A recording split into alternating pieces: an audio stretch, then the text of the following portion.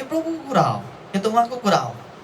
तर तपाईँहरू यस धरतीमा हुँदै गर्दा प्रभुको लागि तपाईँहरू मैले चाहिँ के चाहिँ गर्यौँ?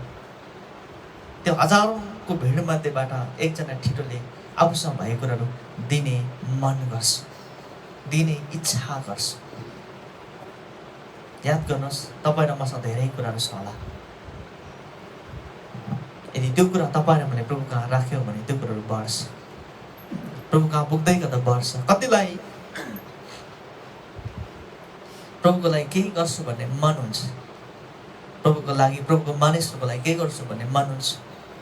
जब तपाईँले प्रभुमा समर्पण गर्नुहुन्छ भने परमेश्वरले तपाईँको जीवनमा त्यो मन अझै बढाउनुहुन्छ, त्यो मन अझै बढेर जान्छ। तर हामीसँग के छ अनि हामी के दिन चाहन्छौँ प्रभुलाई? अनि प्रभुलाई दिनुको मतलब चाहिँ तपाईँको जीवनमा बढ्नु हो, मल्टिप्लाई हुनु, गुणात्मक रूपमा वृद्धि हुनु हो। उसले यसरी सोचेन ठिटोले, मैले 2-3टा कि 5वटा रोटी र 2टा माछा दिँदै गर्दा के हुन्छ होला भनेन। मसँग भएको यति नै हो त, म यही दिन्छु। जसै उसले यीशुको हातमा त्यो कुरा पुर्याइदिन्छ,